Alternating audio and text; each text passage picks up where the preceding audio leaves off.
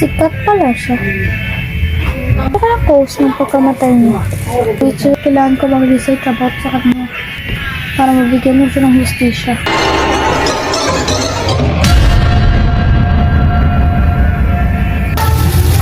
Magkailangan niya sa akin. Ano to?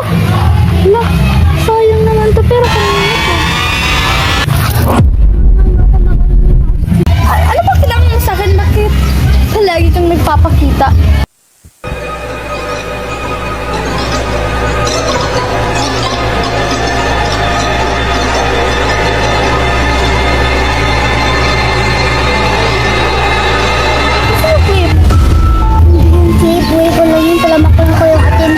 Attention?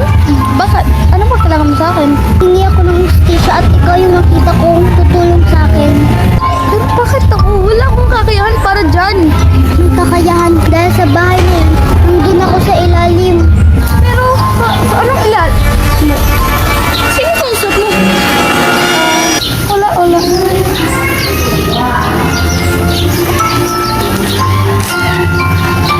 Bakit kakaiba ang kilos mo? Talaga lang hangin.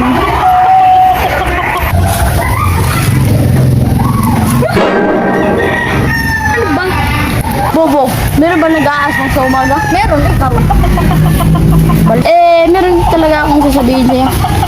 Gusto mo bang sumama bukas? Saan? Sa mga kaibigan ko, magkakamping na kami. Ewan ko, medyo masama yung pakalam ko. Tapos, meron akong masamang kutob. Kutob sa ano? Kutob ko para may mangyaring masama sa akin. Hindi ko alam ano. Ano ka ba? Sumama ka na. Pag-iisipan ko.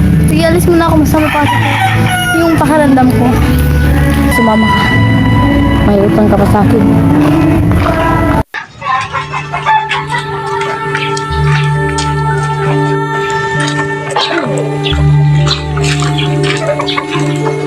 Tingnan yung mga kaibigan mo.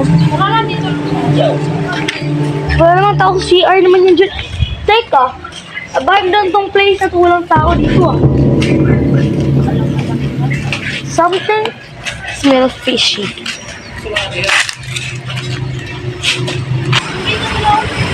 Sure ka ha?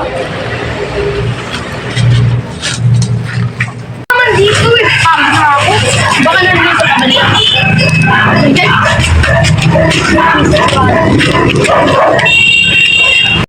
Pa tayo dito, ginabi na tayo tapos wala pa rin kaibigan mo. Nasaan na ba yung kaibigan mo?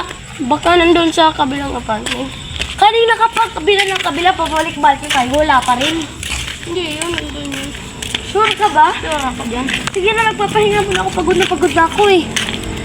Ikaw na muna maghanap doon. Sige, sabay na lang tayo. Ikaw na nga maghanap. Papagalitan na naman ako ni Mami. 9:30 yung curfew ko. Yun, 9:30, wala pang 8. Na nga ako eh. Tara! Bilisan na natin. Sabi pagod na nga, bibilisan pa, bubutal ka. Wala kang common sense. Gulo mong kauto, mag-CR na muna ako. Kakaiba sa mga kilos niya. Parang gusto kong umuwi, pero bakit hindi niya ako pinapayagan? Guys, uwi na nga ako.